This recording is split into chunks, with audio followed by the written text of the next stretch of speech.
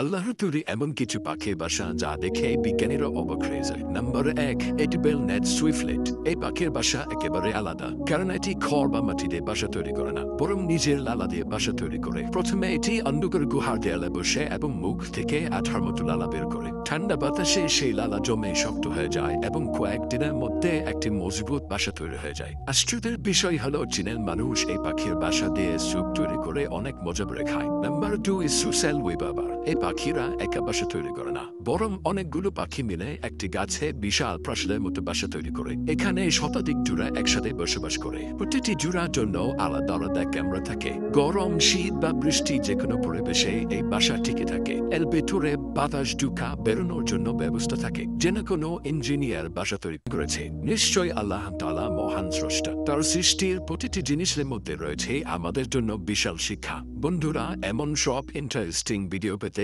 আমাদের চ্যানেলটি সাবস্ক্রাইব করে পাশে থাকুন।